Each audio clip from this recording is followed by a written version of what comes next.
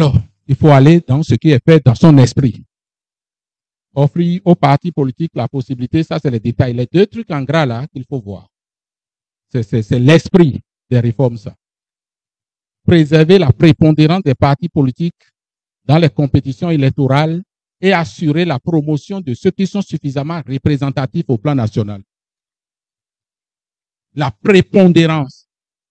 Et ceux qui, par le jeu des fusions et autres, se structurent, deviennent forts, il faut que par des dispositions légales, on assure leur promotion.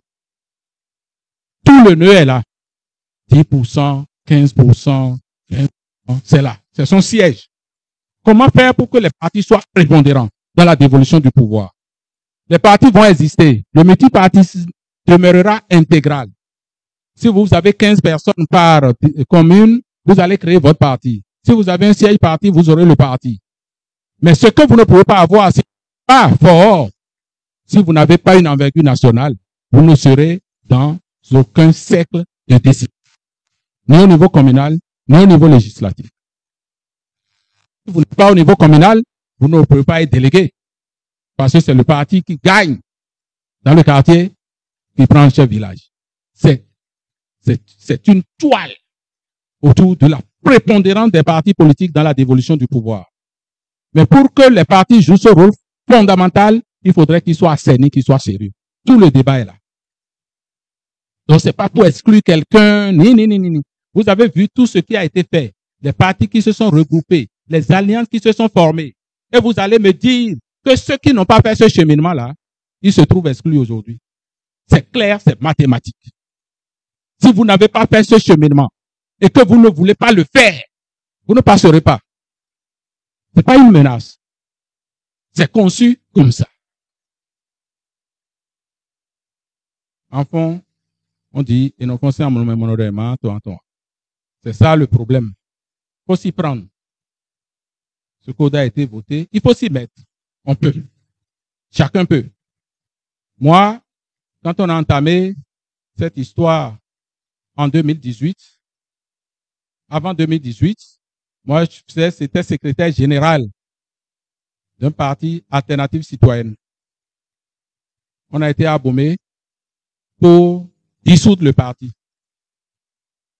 et prononcer sa fusion prochaine dans ce qui est donné UP. Plus de 100 partis et des mouvements au palais des congrès.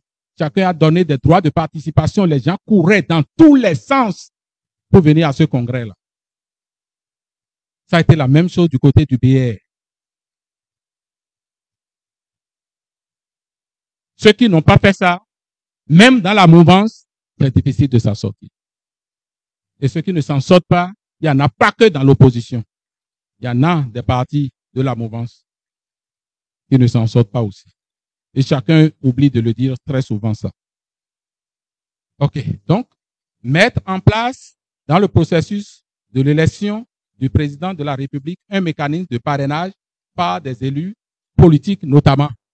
Parce que vous ne pouvez pas, pour la dévolution du pouvoir au niveau communal, dire que ce sont les partis qui sont prépondérants, qui proposent des listes de candidats au communal.